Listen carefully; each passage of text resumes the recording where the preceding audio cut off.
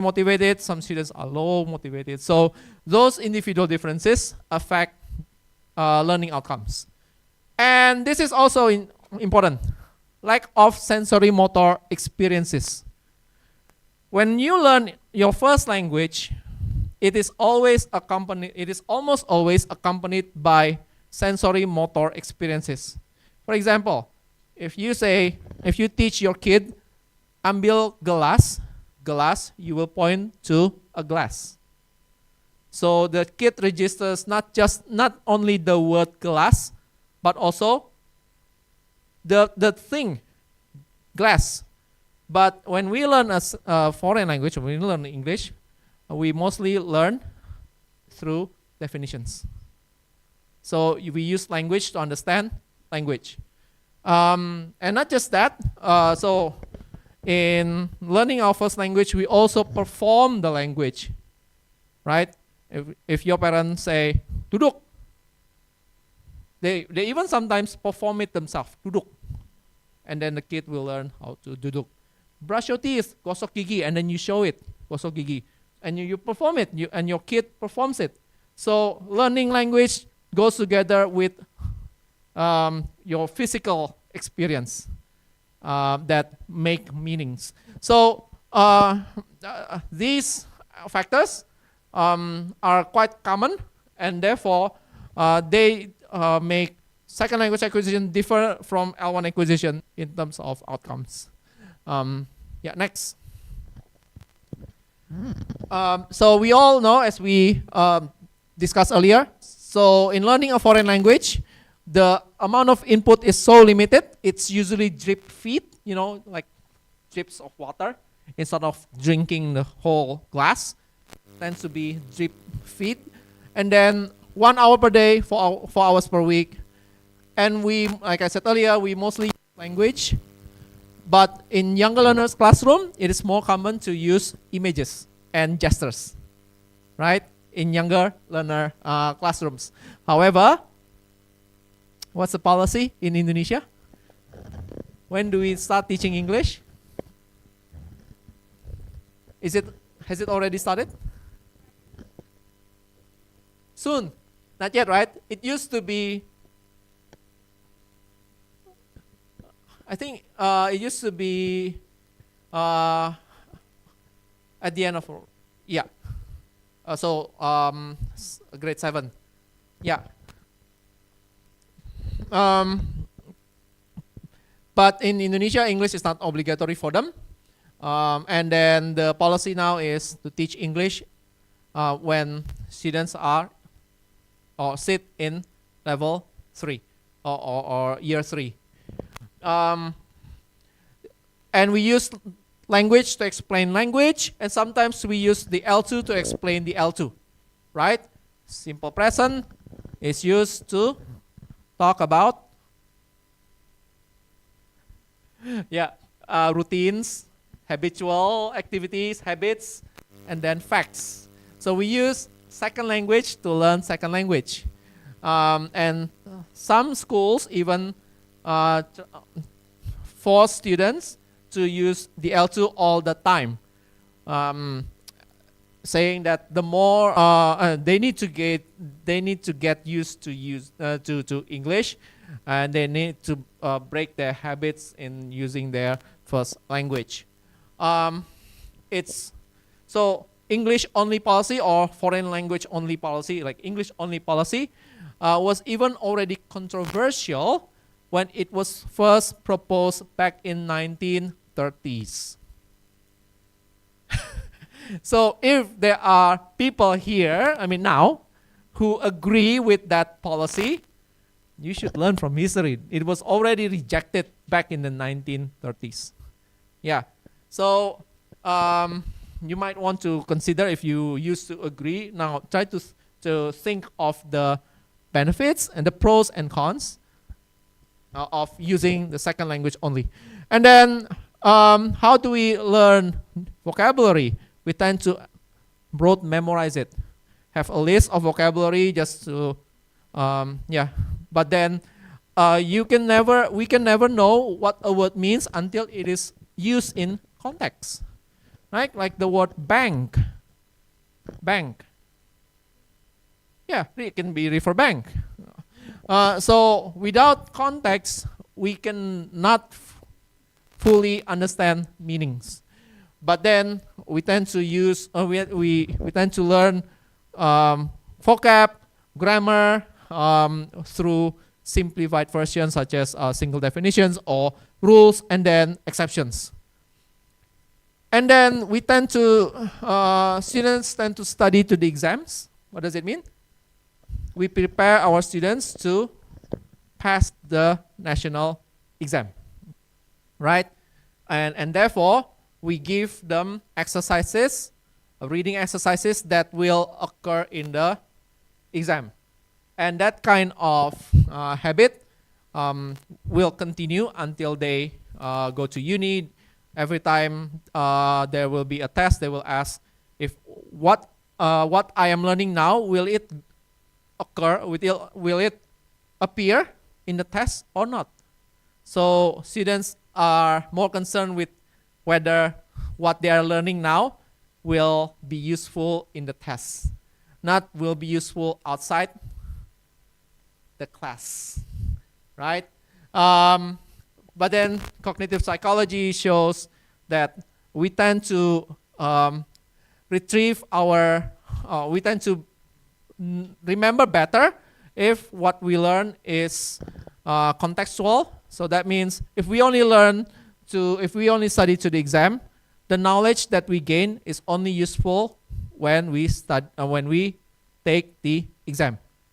But if you teach, if we teach students like to use language meaningfully, like how to, let's say, order food again, how to make requests, or how to, order food, why not? And then after the class, after the lesson, you can use the skills, and then it can be easily retrieved. If the condition where you are taught is similar with the conditions out there. Okay, next. And then there are some changes in our approach. When I was in high school, it's purely, it's completely rote memorization and rule based. But I think so many good things happened after I graduated. For example, the school decided to put air conditioning ACs in the classroom. That happened after I graduated. So before that, we suffered through the heat. All good things happened after I graduated, and one of them is this: genre-based teaching. Right? What is genre-based teaching? You use genre, of course. Yeah, duh. Genres. Oh, what are the genres you know? Recount, descriptive. What? Prosecution? Exposition, right. Procedures, text. Yeah, so those are genres. Thank you. You're really familiar. That's great. This is a good approach because it introduces language used in context. Not just in context, but in text, because that's a text-based approach, right? And then, because students want to speak more, then the approach is communicative language teaching. And because communicative language teaching is deemed to be too extreme, only for students to speak and no attention to form. So students can say whatever they want as long as they communicate, but lots of inaccuracies, and the teacher really doesn't mind students being incorrect, being inaccurate in the production. And then comes task-based language teaching. So with task-based language teaching, it's not purely communicative. There's sometimes attention to form. Okay, but the idea is still to develop students' communicative skills. However, when teaching grammar, Again, I think students will always ask about grammar. Teachers will always have to teach grammar in one way or another. But when TBLT wants to teach, when a teacher is using a TBLT approach, when they feel they need to teach the grammar, then what do? They still use language, right, to explain language. And then they use rote memorization. Wait. Yeah, these things are, these things remain. I'm sorry, I got confused with the next slide. But then, so are these approaches effective? Next. Is genre-based teaching effective? So this approach is nationally applied, right? Did you ever ask if it's worth applying this approach? Did you ever stop to wonder, is it effective? Is it worth my time? Is it worth my students' time? Sometimes. So that is a study that my colleague Clarence Green, who is now at the University of Hong Kong, conducted in 2 years ago. And then they found that in first language learning contexts like Australia, UK, USA, New Zealand, Canada, and there is insufficient evidence of the benefits. And then, so how did they prove this? So they looked for related publications, and they found 7,846 publications, but only 6 intervention studies were identified. So the rest, the 7,840 publications, did not explore the effectiveness of genre-based approach. And from those 6 intervention studies, only 3 published as journal articles. Now, journal articles are considered as the highest, the strictest form of publication because it has double blind peer review. And then no significant evidence that genre-based approaches have improved reading and writing outcome. So there's no evidence. In outside learning context, Indonesia, but in other contexts like China, Japan, Malaysia, well, I think only in Indonesia where we use genre-based approach to teach high school students. In other countries, they use genre-based approach to teach academic writing in university context. And there's no similar study available. But, of course, no evidence does not mean it's not effective. So if you want to know, then you conduct research on this. Okay, so here's another topic for you. But evidence of effectiveness is needed to guide practice, especially a practice that has been massively used internationally. Grammatical, another critique of the approach is grammatical meaning exists only in the text. It lacks emphasis on the reader or listener as an active creator of meaning, and lack of emphasis on how humans use their mind to shape language and make meaning. All right, so what is this about? So let's move on next. Let's discuss task-based language teaching. Now, TBLT is researched extensively. The same question remains. Is it effective?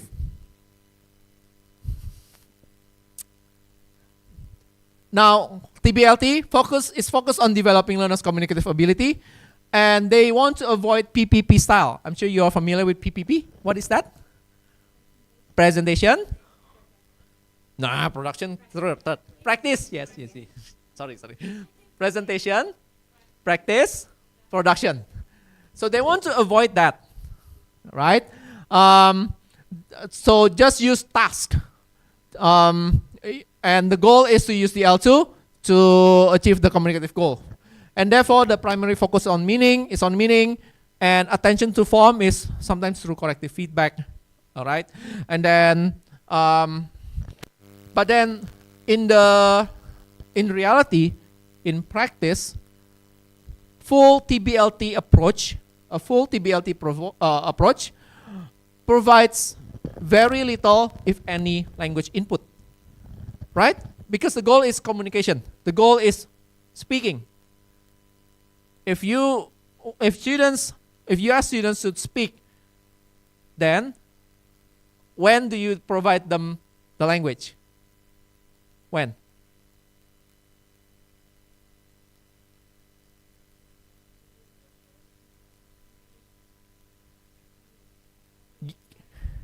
Yes, and exactly, that's the PPP. Okay, move on. So first is TBLT does not provide input sufficiently, and therefore it risks de-emphasizing grammatical form if you do not pre-teach the necessary forms. And then it is therefore more suitable for higher level learners who already develop their language, right? So they already have enough apa tadi Bu? Modal. They already have enough arsenal in their mind. What's that arsenal? Apa itu modal? Modal. They have enough capital. What capital? Yeah, modal capital, right? They have enough means to produce the language. Yeah. But for beginner level, can you ask them to produce the language? Of course not, right? They will just speak in their first language. What about primary school children? Do you think they will use the target language? Maybe not. Well, we don't know, because apparently there is very little evidence. So that's another topic for you to research. If you are, yeah, that too. And then there's a lack of evidence showing TBLT is effective in teaching grammar. So in existing so-called TBLT studies, TBLT was language focused rather than the use of language for communication. Now this is interesting because proponents of TBLT say the goal is to foster students' communicative ability, and therefore we need to teach them how to use the language productively. But then in their research, in their studies, the lesson was language focused, not strongly communicatively oriented. When they want to focus on grammar in a TBLT lesson, their explicit explanation of a target grammatical form is given first. You pre-teach the form supaya jadi modal, ya kan? To give them the resource. And then followed by some language exercises. Find and correct the error. Did you use this, correcting the error, as a language exercise? Why? What for? The problem with this kind of exercise, asking students to find and correct the errors may not be produced by the learners themselves. The errors are created by us, not genuinely produced by learners. And there's also a possibility that learners learned that the error was correct. They thought it was correct, and they then used it, right? So try not to use that kind of exercise. Instead, encourage them to use the correct form, right? Or pedagogic tasks such as dictogloss. Are you familiar with dictogloss? Dictogloss is when you you read a text, and then students are given like let's say a table to complete the information that they hear from the text. After that, they reconstruct the text using the information they have. You get the idea? So for example, I give you a narrative text. I read it out to you. You listen for meaning. But just to help you to focus on meaning, I give you like a table or some sentences, incomplete sentences, and you need to complete the table by listening carefully to what I read, and from that table, you reconstruct the text. You get the idea? Just ask ChatGPT what the detox clause is. Yeah, but yeah, this is that's actually a good activity, a good task, because it's meaningful, and then it requires learners to use the language in context, in text, in context, and then it encourages learners to use what is right, not to identify what is wrong. Another way, and therefore, and then free production, for example, storytelling task. And this is actually PPP, the thing that they hate so much and want to avoid. All right. Another way is through corrective feedback, but then corrective feedback is typically limited to a few words, or sometimes we just use codes for writing, right? So, for example, if the writing misses an article, we just write art. Or if it misses a past tense, then you put ed, or wrong form, you just put a code WF, right? Wrong form, and then students have to figure out what WF means. Yeah, so it's quite limited. Next. So what kind of approach works then to teach English grammar? First, input flood.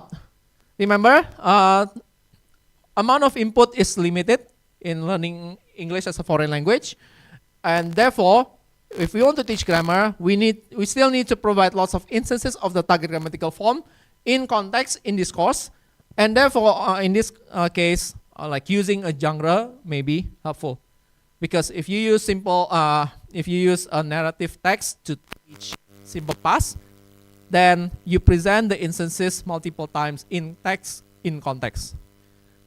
Right, and then this addresses limited amount of input.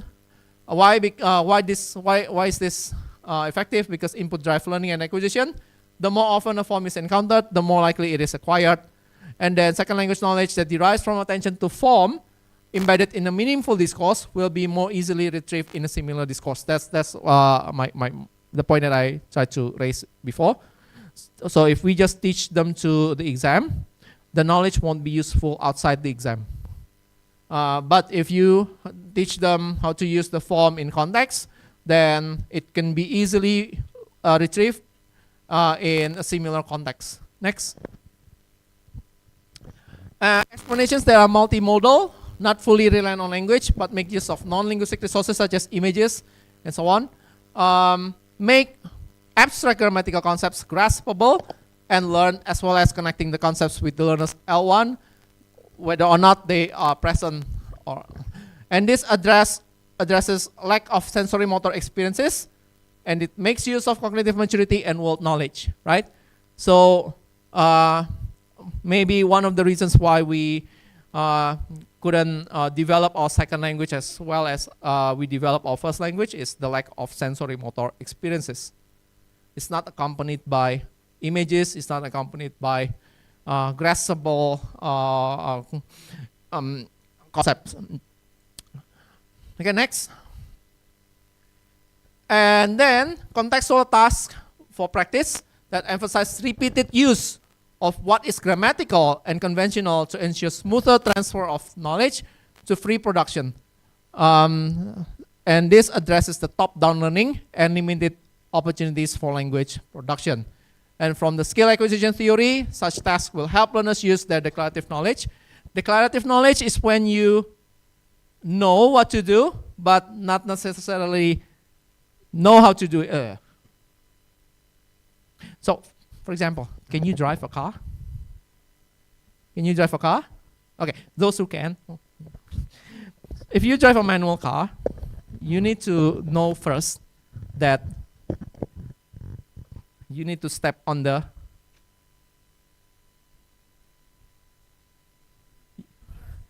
the manual car.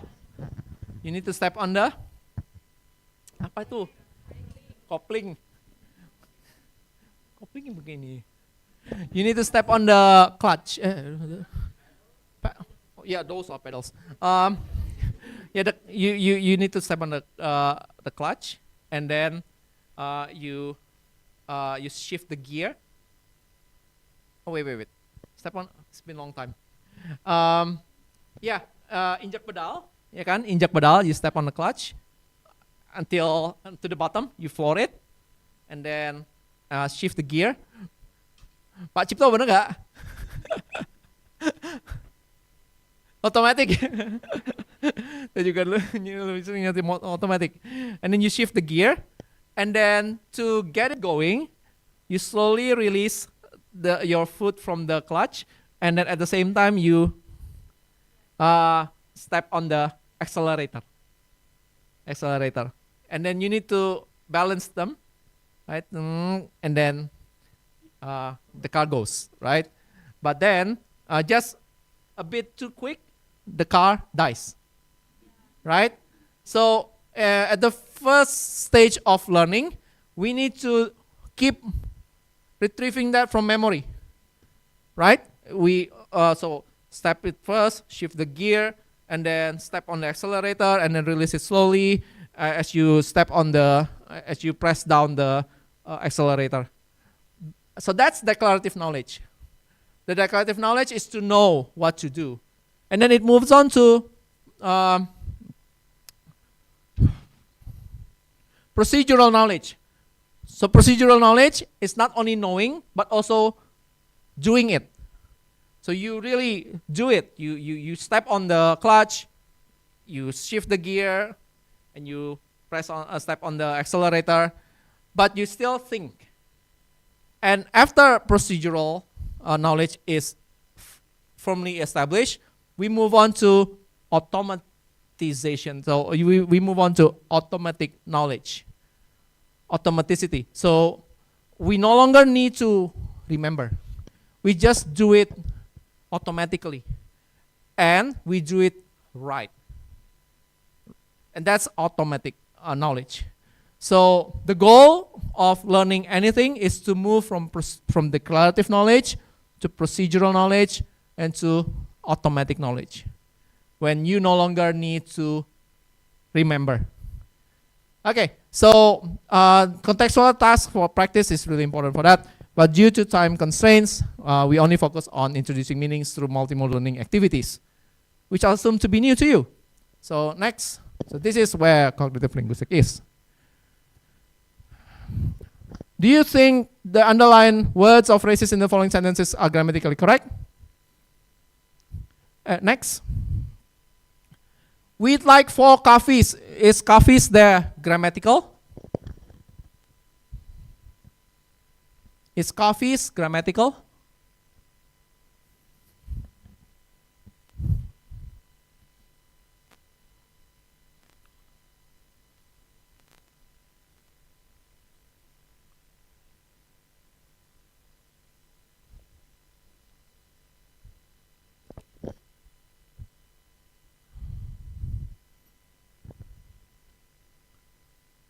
Gonna wait until 20. Come on, test out your knowledge. Test your hypothesis.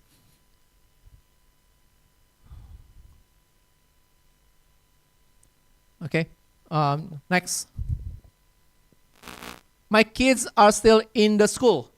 The school, is it correct? Is it grammatical or not? The school.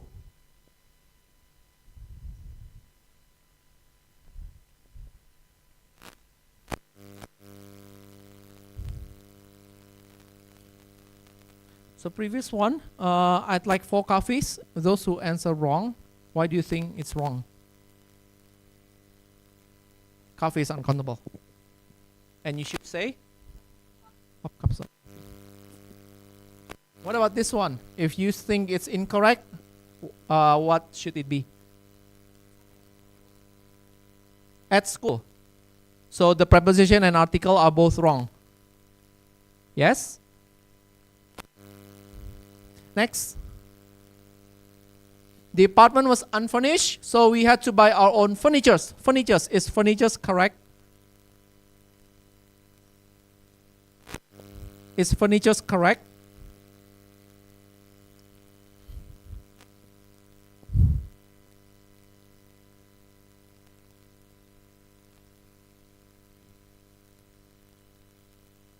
Okay. Why is it incorrect? Uncountable? All right. Next.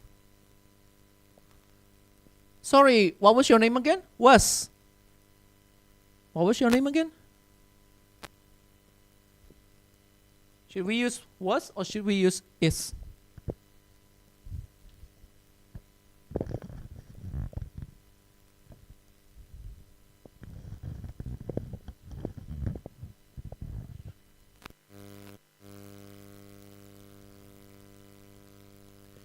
Okay, next. There's someone on the door. On.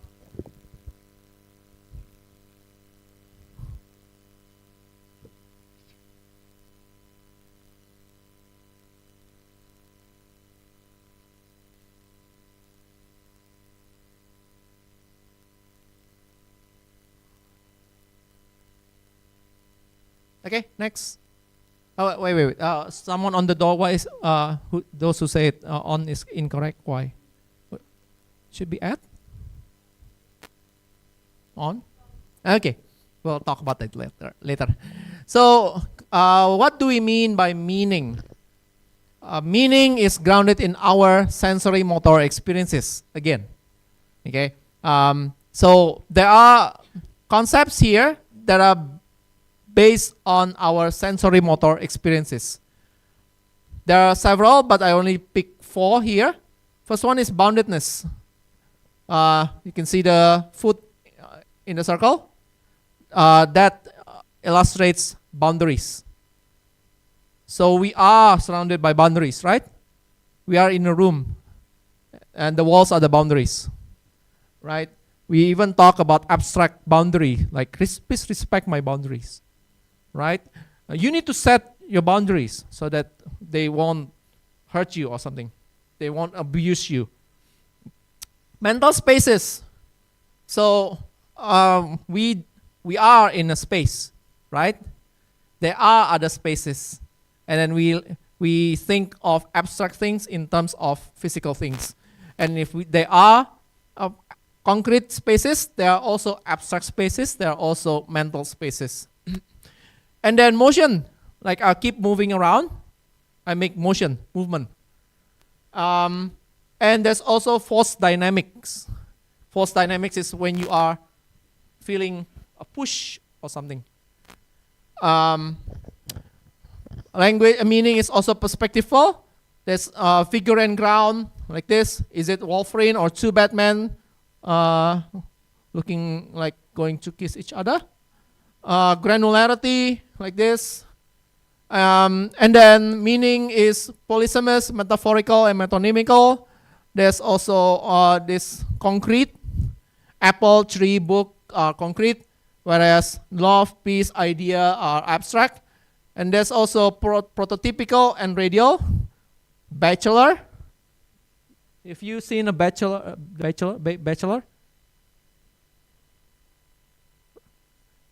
Neither do I. But are you familiar with this show?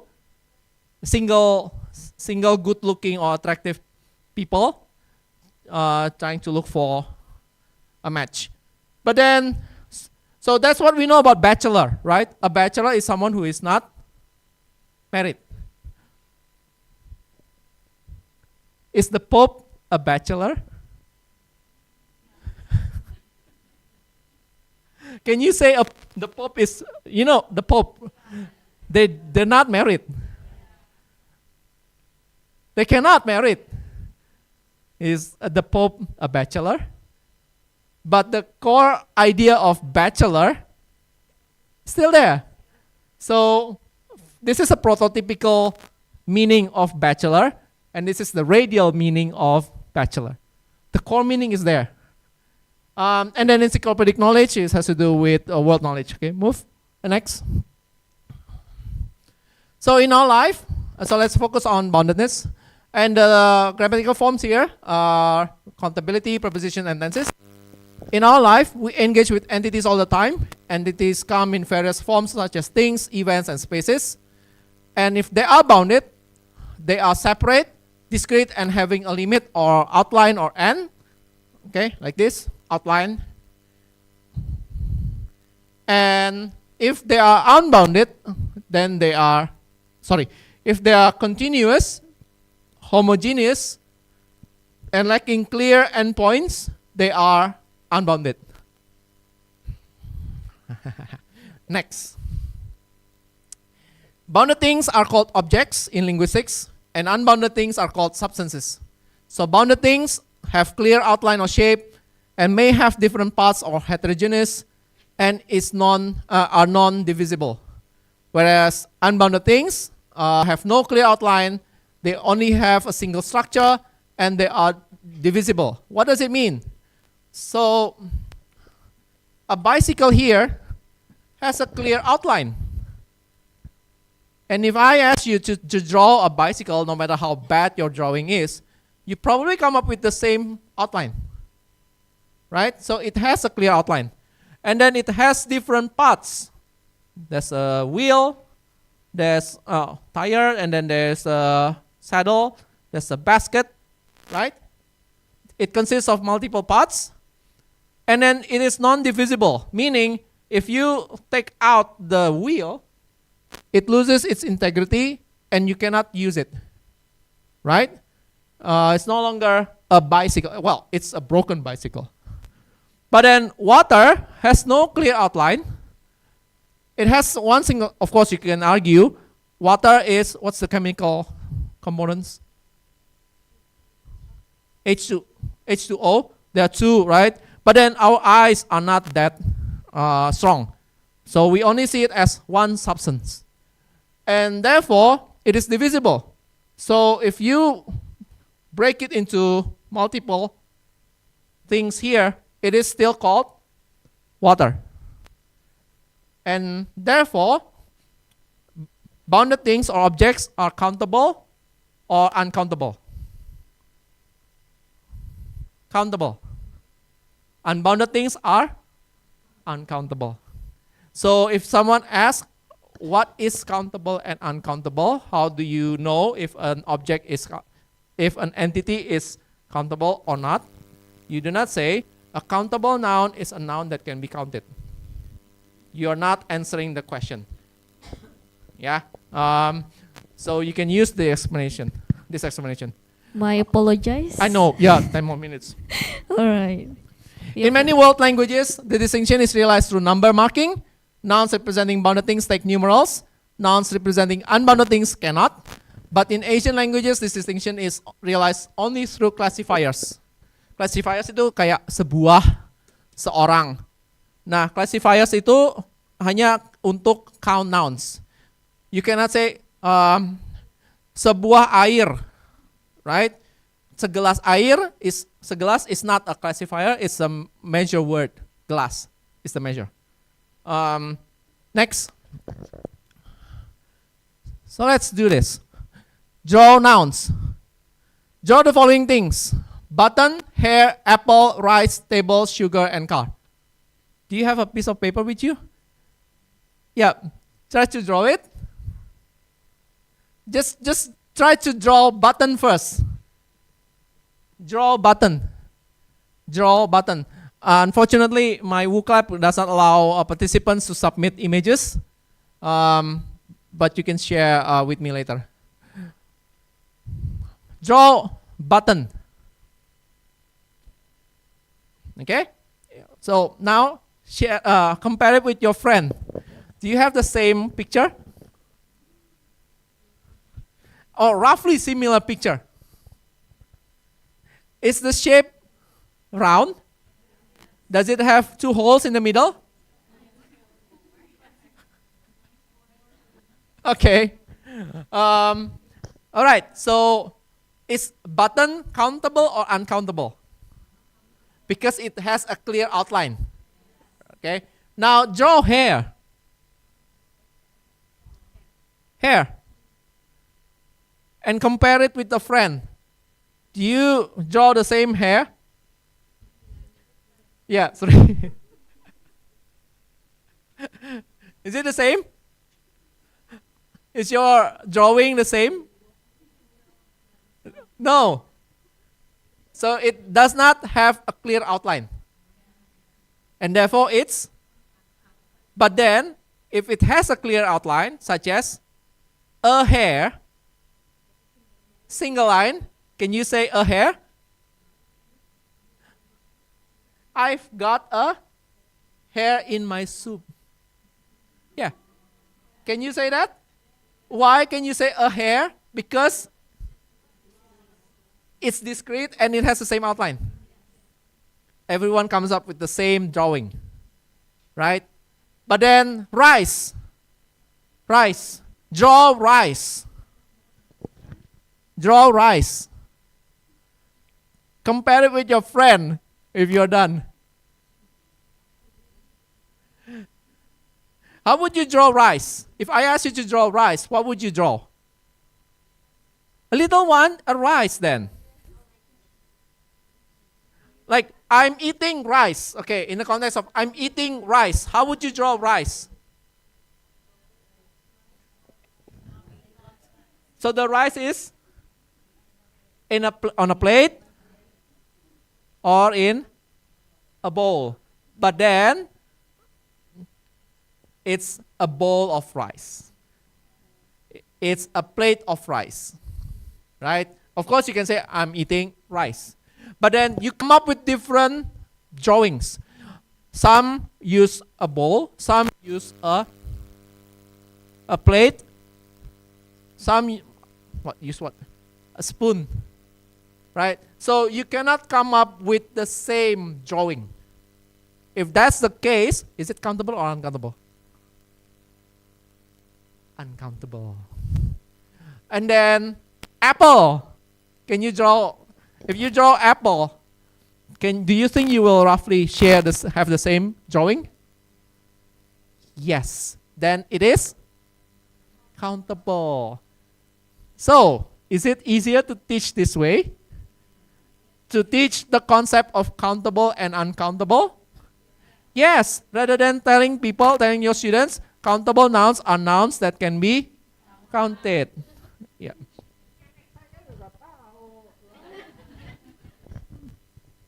Now compare your draw. Okay, next. Actually, what time? Until what time we have? 30:30.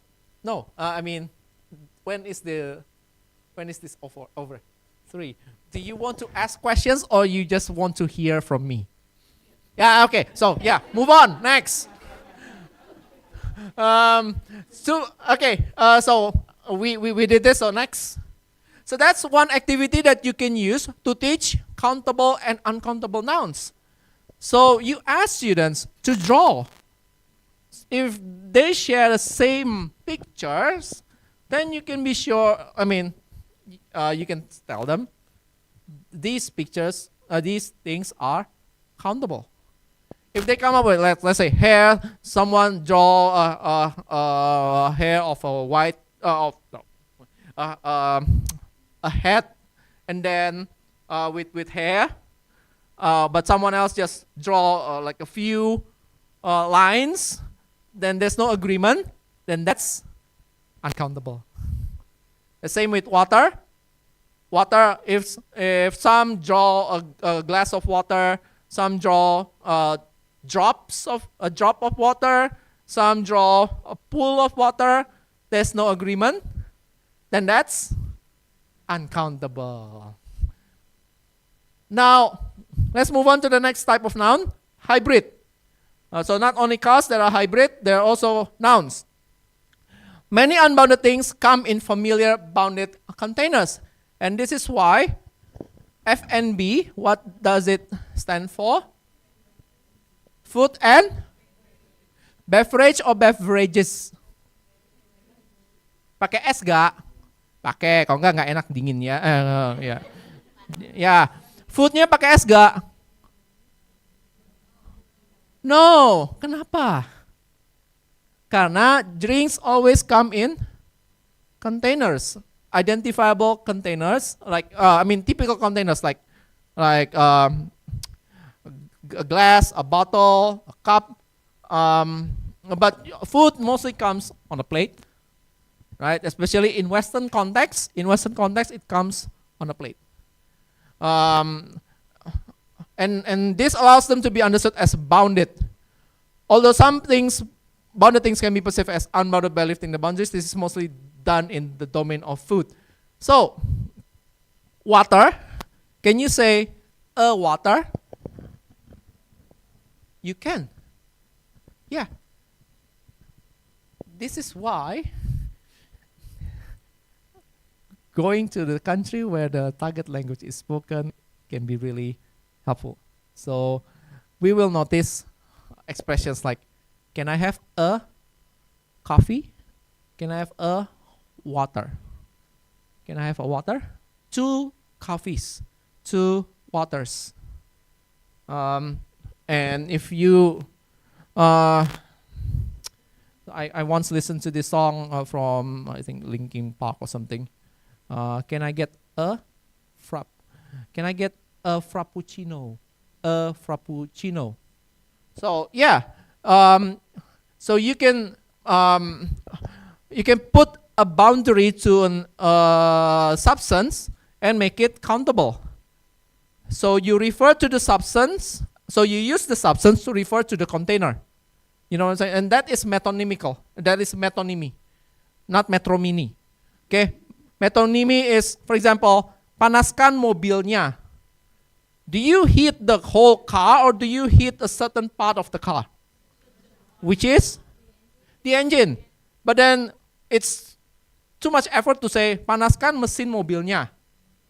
Just say panaskan mobilnya. And there was this one warning from the Polantas or something back in Jakarta back 20 years ago or 15 years ago. So it says, jika mobil Anda diparkir sembarangan, mobil Anda akan dikempeskan. Emang mobil saya balon? Bannya. But then it's enough. Is it enough to simply say mobil Anda akan dikempeskan? Is it enough? Yeah, because we hate processing too much. We like to simplify things. And that is metonymy. Or the most obvious example is Indonesia melawan China. What is the context? Is it a war? No. Football. So it's even smaller, only 11 people for one team. But it is metonymy because we use that to refer to the whole thing. So it's the same with a coffee. So we use coffee to refer to the container, 1 cup of coffee. It may not even be a cup anymore. It can be a tall glass, right? Yeah, and then like this, wines, 2 wines, doesn't mean, it can mean, can we have 2 wines? It can mean 2 glasses of wine. It can also mean 2 kinds of wine. 2 kinds of wine. And this one, bounded things become unbounded.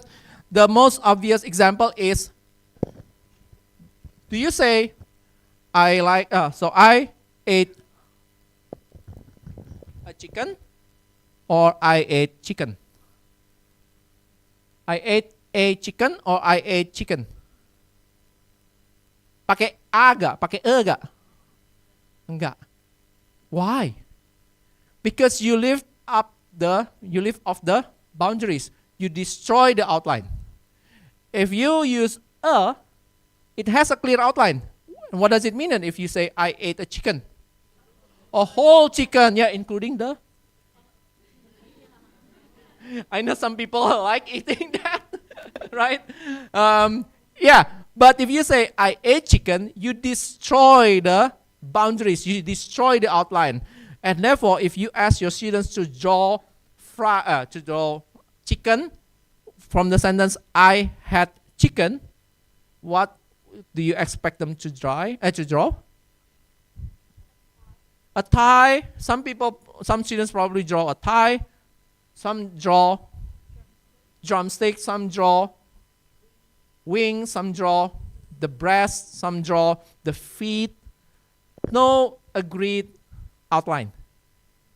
And so it is a mass noun, an uncountable noun. Can you use that in your teaching? Yes, right? Yeah. So there's this domain, a lot of car. It doesn't mean that more than one car. I can say that Mercedes-Benz is a lot of car for me. That means it provides the comfort and which is not friendly to my budget. Too much for me. But then I say it's a lot of car. It's actually a way to say that you don't have the money. So if you are offered this, it's a lot. It's a lot of whatever it is.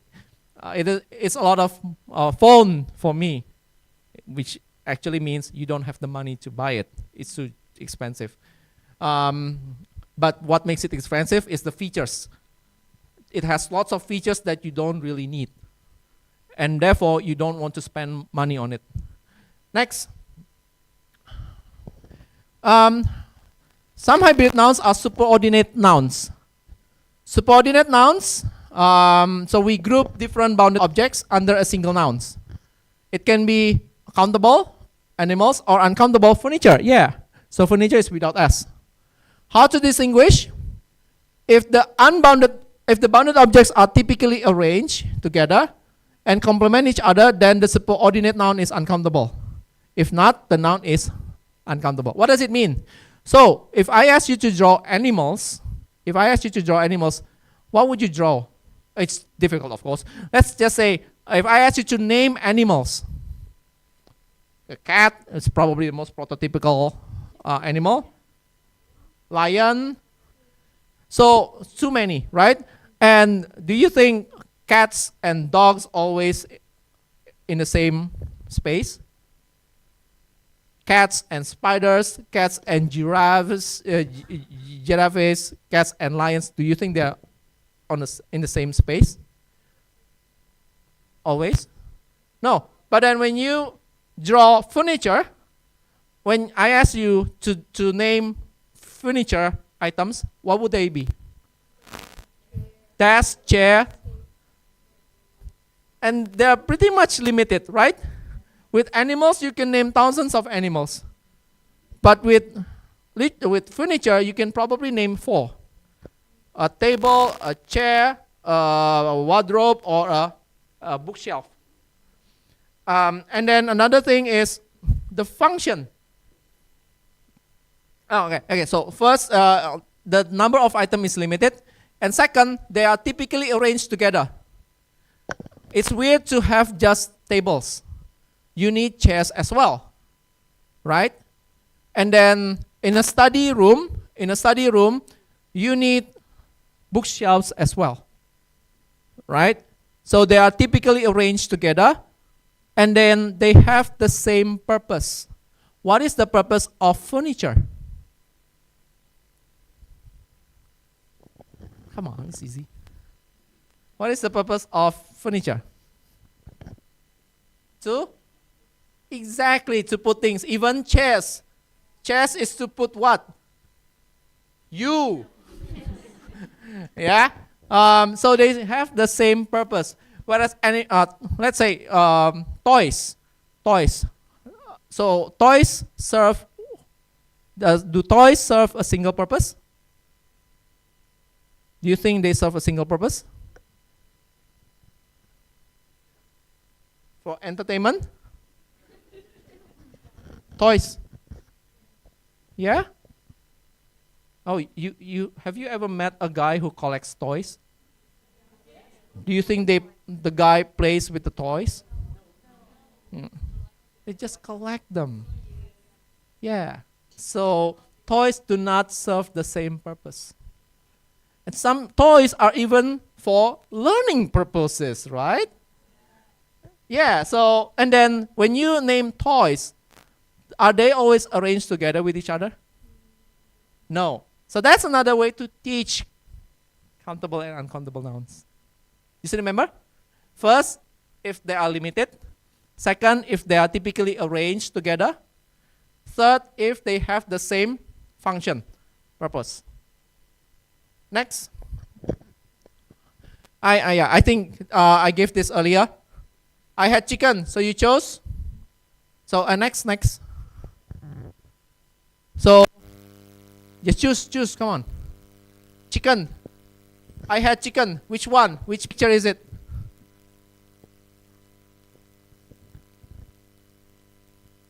Yeah.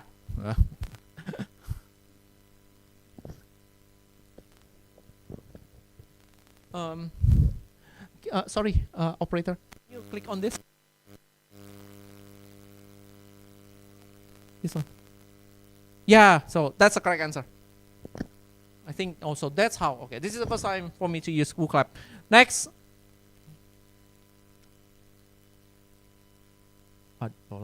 Next. The shop sells cheeses you are looking for.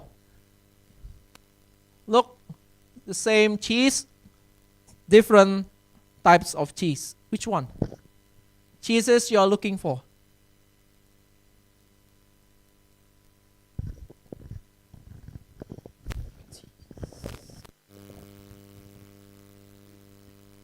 Okay, can you press?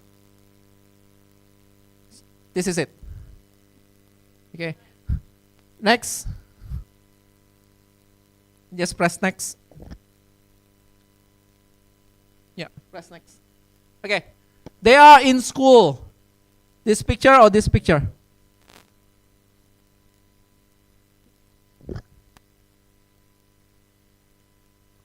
They are in school.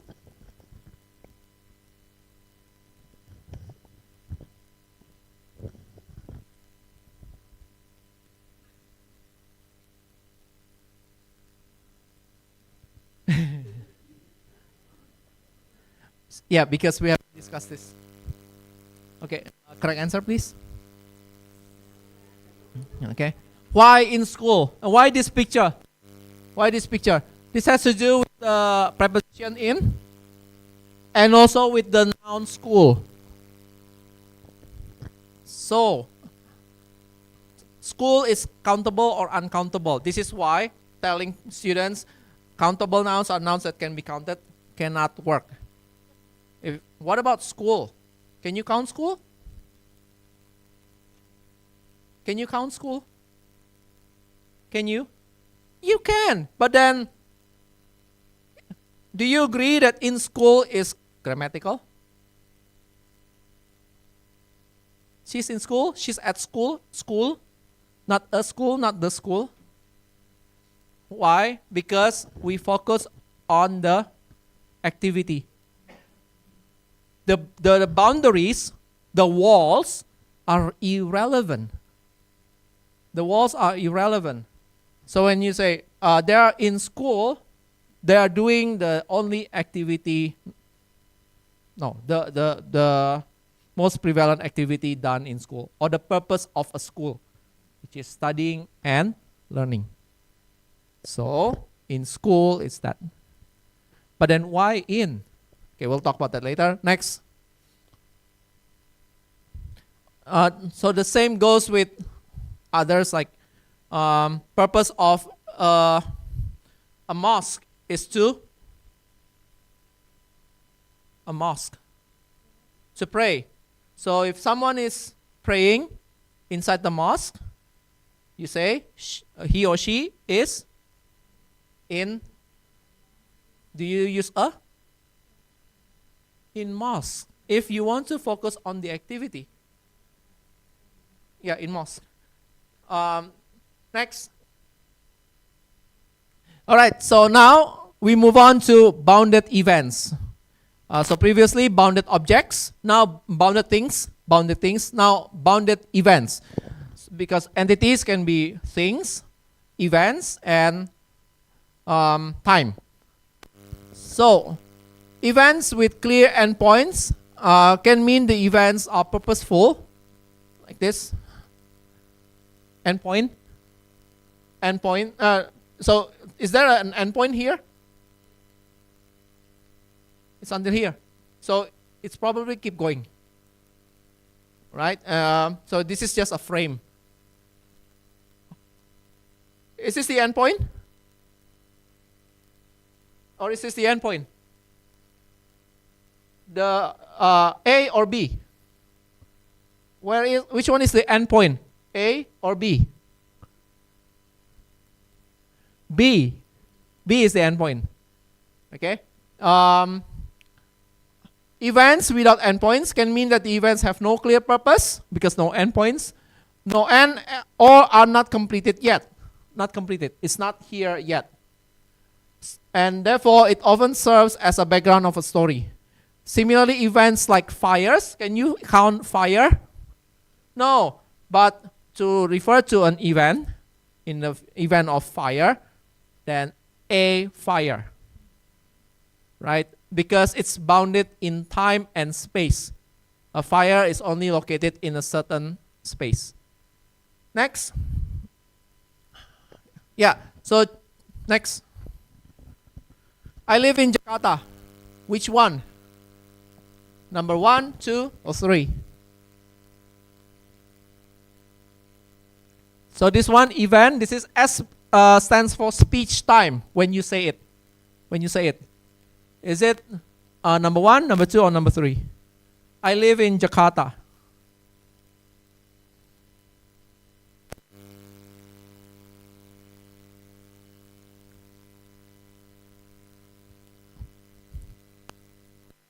Come on. Okay, show us the real answer, the correct answer. Yeah, it's number 2. You can ask your questions later. Next. Click next. I was living in Jakarta. 1, 2, or 3? I was living in Jakarta.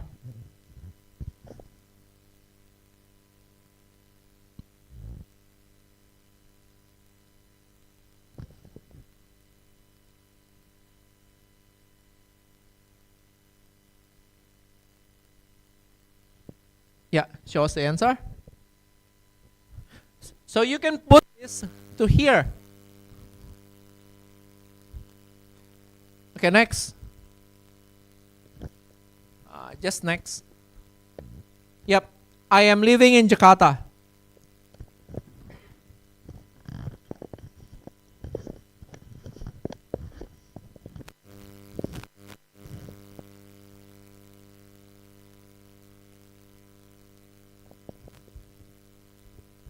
Answer?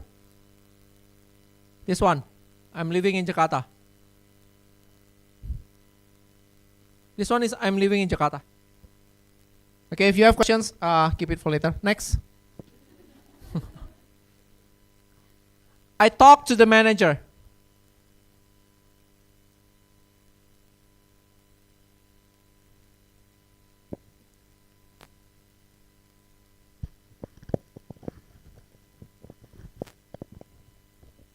Yeah. Answer? Yep. Next. Next. I was talking to the manager.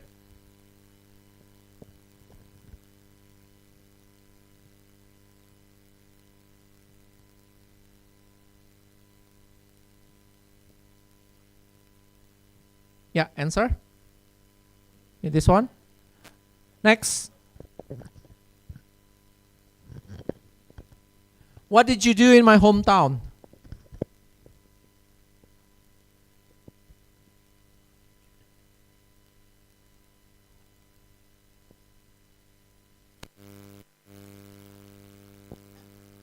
Answer?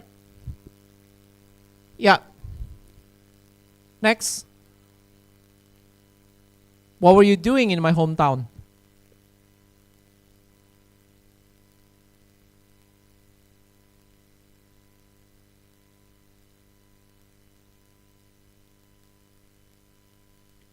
Answer? Yeah. Next. Next. Oh, sorry. Back. Go back. Yeah, this one. A bounded event, simple past. So this is simple past. This is always simple past. Because speech time is now. And English is like Indonesian. What is past is behind us. Right? So this is the I. So you look forward. The past is behind us. The future is ahead of us. But not all languages see time like this. Mandarin. In Mandarin, the future is up. The past is below. In I think in Vietnamese, if I'm not mistaken, in Native American language, the past is in front of them. The future is behind them. Does it make sense? Why? In fact, it makes sense. Probably makes more sense. Because can you see your past? Can you see your past? Can you remember what you did in the past? So can you see your past? Can you see your past? Can you see your past? Yeah, see your past. Yes. Can you see your future? No. So if you stand like this, what you see is your past. What you don't see is your future. And therefore, your past is in front of you. Your future is behind you. Does it make sense? Does it make more sense than English and Indonesian? Now here, so simple past is used to talk about a completed event in the past, right? By visualizing like this, what do you see here? There's a distance, a gap. There's a distance between the present and the past. There's a temporal gap. But this distance can be metaphorically extended, and this has implications for notions of directness and reality. In making a request or giving advice, simple past is used to acknowledge social distance and make a request or advice sound indirect. For example, so social distance. I wanted to know or I want to know. I was wondering or I am wondering. I was wondering, I was or I am wondering. I was or I am. Both are okay, but if you want to sound less direct, which one would you use? I was. The same with one. I wanted to know or I want to know. I want to know sounds direct. So this has nothing to do with politeness. This has to do with being direct or indirect. And to have that function, that communicative function. Assalamualaikum warahmatullahi wabarakatuh. Kepada segenap sivitas akademika dan pengunjung Universitas Ahmad Dahlan, dalam 10 menit lagi kita akan memasuki waktu sholat asar. Kami menghimbau Bapak Ibu untuk bersiap-siap menuju masjid guna melaksanakan sholat berjamaah. Oh, okay. Demikian pengumuman ini disampaikan, semoga kita senantiasa mendapat hidayah dan rahmat dari Allah Subhanahu wa Ta'ala. Wassalamualaikum warahmatullahi wabarakatuh. Give me salam warahmatullahi wabarakatuh. 3 minutes. So, if I speak like this, do you feel comfortable? No, right? So distance. You need to have some distance, right? Exactly. Yeah. So we need to keep a distance, and in language we express that distance in using simple past in English. So when we say what was your name, we just want to make it sound less direct. What was your name? It's not that your name has changed. It simply means you don't want to sound direct. And this is, so that's social distance. And another is reality distance. So the idea is, if you are in the present, you can control the situation, right? And therefore, if you use if, that means you can control. If I become if I live in, let's say, Jakarta, that means you can control the situation. You are likely to go to Jakarta. You may be able to go to Jakarta. But if you use simple past, you cannot do anything in the past, right? What's been done is done. Therefore, you have no control, right? And therefore, simple past is used if you want to to highlight the fact that the event is imaginary. You cannot control it. So if I lived in, with D, if I lived in Jakarta, that means you are unlikely to go to Jakarta. You cannot control the situation that can enable you to go to Jakarta. Are you following me? Yeah, okay. If I become a doctor, okay. If I become an engineer, what does it mean then? I can control. I can be an engineer. But the question is, can I now? I cannot. So, if I use if, should I use simple present or simple past? Because I cannot control. Right? Because I cannot control. It's in the past, right? So I say, if I became an engineer.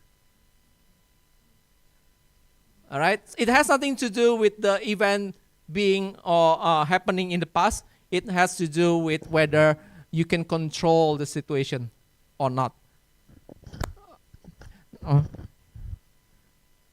Yeah, just I think just next. Feel free to leave if you need to. Next.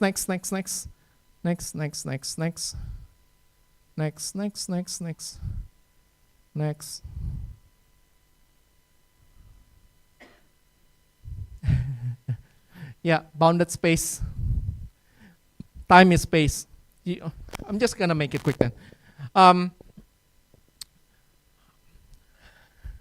Do you ever wonder why we say it's at 3? It is at 3, and then I was born in, let's say, okay, I was born in May in 1984. I was born on the 1st of May. I was born at 3 a.m. Now don't use that information to figure out what my zodiac is. Do you wonder, do you ever ask yourself why in, on, at is used temporarily? Okay. I ran out of time, so you need to leave, you leave. Okay. All right, okay, just quick. So in is used if there are boundaries. All right? It can also mean that you cannot get out easily. That's why you say, I'm in a meeting. That means you cannot leave the meeting. I'm in school, that means you are in class studying. On is used if the ground is 2-dimensional or 1-dimensional. It has to do with contact and support. And so, table, like this, is it bounded? There's probably edges like this, but then our focus is not on the edges, but on the center, right? And with time is that we use on to talk about days, date. Why? Move on. Can you next? Click next. So like this. Next. So like this. So we do not. So there's a unit of time whose beginning and end we do not perceive, even though both exist. This is because most of us do not experience these boundaries due to our circadian rhythms. What is the preposition? So when we say why we use on, because the boundaries, does a date have boundaries? Start and end? Yes, we do not experience them because we are asleep. Right? We are asleep when the day changes. We don't experience it. We don't experience the beginning and end. And we are not we don't consider it as relevant, and therefore we don't use in for days. Our activities are on the middle, here. And that's why it's pretty much like when we put stuff on the table, in the middle. Not here, because it might fall. Okay, next. Some bounded grounds may be seen as unbounded to allow the interpretation that the figure is not trapped, that it can get out. So here, you can say the children in hospital or at hospital. These children, are they in hospital or at hospital? Can they get out? Yes. But this girl is in hospital because she cannot get out. Sometimes a ground can be simply an object without boundaries, like the door. In this case, the ground is seen as a point in very close, which is very close to the figure. So the guy is at the door. At the door. Next. And some time units are points in time. In English, we even use the word hand, right? For the moving pointers on an analog clock. And because the hands point to the hour and minute, also second. So it's pointing. That's why we use at. So this is how you teach in on at. In, there's boundaries. Like a month, does it have a beginning and end? The 1st and 30 or 31st, right? Outside that, it's no longer the month. It's no longer, let's say, June. So that's how you teach in on at temporarily. Next, yeah, just final remarks. You can read them yourself. Okay, thank you. Okay. Give big applause again, and everyone, please. I am so sorry for running so late. That's okay, Mr. David. It really interesting topic to be discussed. Maybe we need more time to have like another discussion session. Yeah. But you need to leave the break. No, it's okay. I would like to offer one questioner maybe. Is there any participants who would like to ask to Mr. David for this session? It's really interesting topic. Even not the thing that I've discussed here. Any grammatical form that you are curious to learn about the meaning, whose meaning is confusing and you want to know more about it.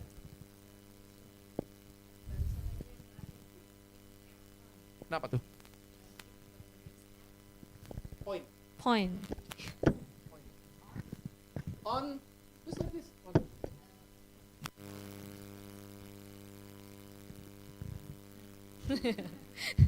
So you can simply draw like that, the sticker on the wall. Yes, surface. So this is two-dimensional. This is one-dimensional. This is one-dimensional, two-dimensional, and three-dimensional is in.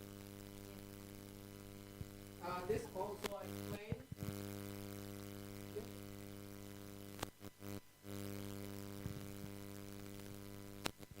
This.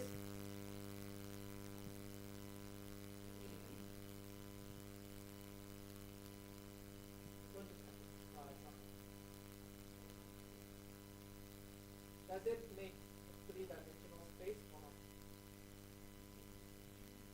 Is it two-dimensional or three-dimensional? Three. Then it's In. so once it makes a three-dimensional space, it's in. And if you get shot, it's awful. There's a hole in or on. Does it make a three-dimensional space or not? Does it make a three-dimensional space? A hole, does it make a three-dimensional space? So, in. Fire in the hole, if you play a game, right? Fire in the hole. There's a hole in the wall. So, how can you teach it? So, you can use the diagrams and ask students to choose the diagram that represents the meaning. You can also provide, again, images accompanying the meaning.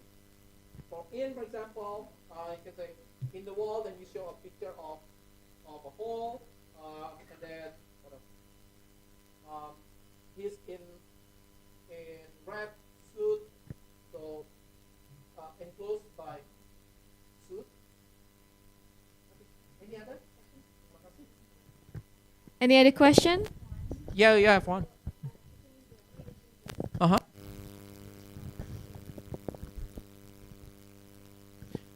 Do you think you can teach kids? No. I mean, this is also my genuine question. Do you think kids can be taught using this? Yes. Yes. Why not? Yeah. Why can? Why? Now that's something that you can explore, right? We never know until we test, right? So kids, if you teach kids abstract language, can they understand? It No. will be very difficult for them. Their cognitive development is not ready yet. Yeah. But if you use pictures and simple sentences like that, do you think it will work? Yeah. I don't know. It may. So that's another research topic for you. Itu, ya. So is it appropriate for younger learners, or is it more appropriate for adult learners, or maybe because of using images and visuals and stuff like that, adult learners are probably not really interested. We're not kids anymore. Why do you use images? I had one student like that. One student who, yes, she wanted to be more analytical. So yeah, why not? I mean, again, it's unrealistic to make everyone happy, but our job is not to make them happy, right? Yeah. So that's a research topic for you. You explore.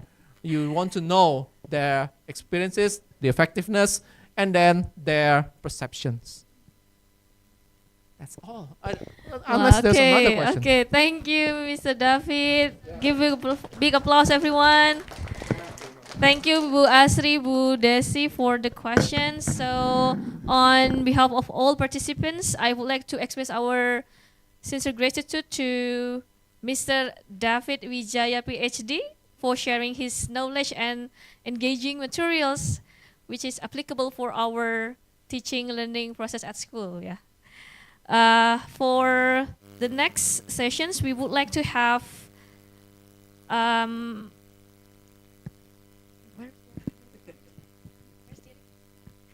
yeah. No, we are going to move to the. Oh yeah, we are going to have a token appreciations for Mr. David, who already giving us a very insightful knowledge for today's session. So please, Ibu Dr. Ikmi Nur Oktavianti. Oh, Mr. Cipto? Mr.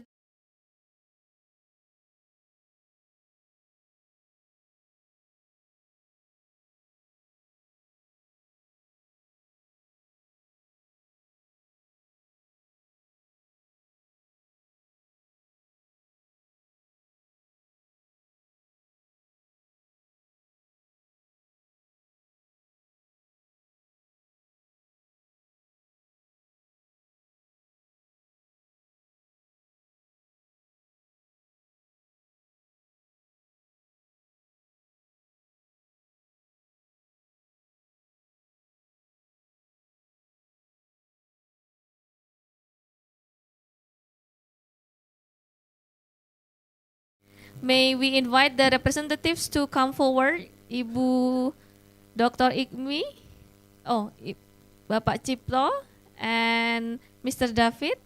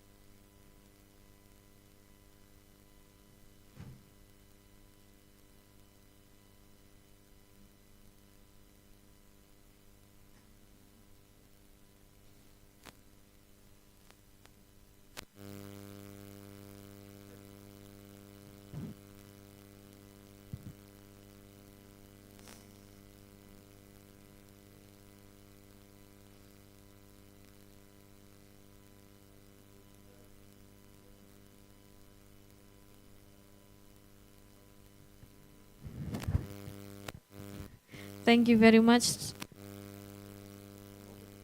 Thank you very much, Bapak Sucipto PhD and David Wijaya PhD. So it's next for the Magister program.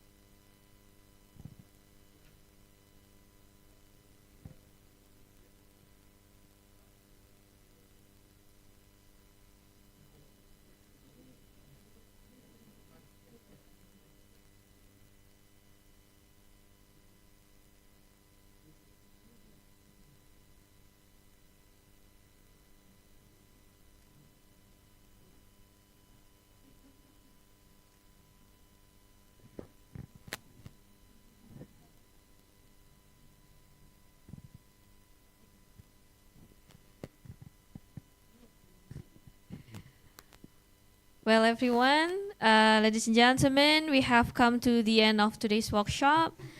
Again, thank you to Mr. David Wijaya, PhD, for the excellent presentations today, and for all participants who actively enthusiasm throughout the event. And we hope that today's workshop had provided useful insight and practical ideas that can be applied in your teaching and learning context. On behalf of the committee, I sincerely apologize for any shortcoming during the events. But before that, we will have a documentation session, photo sessions with the committee. And please, for all of the participants, kindly stand up to take the picture. Ibu Ikmi, ya.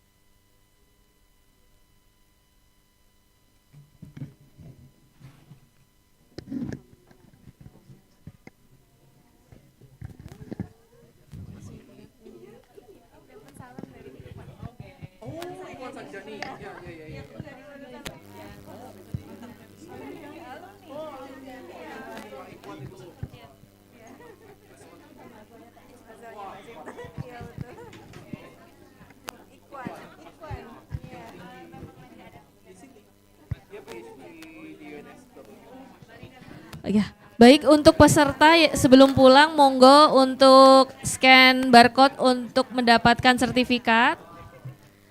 Silahkan bisa scan barcode untuk mendapatkan link sertifikat.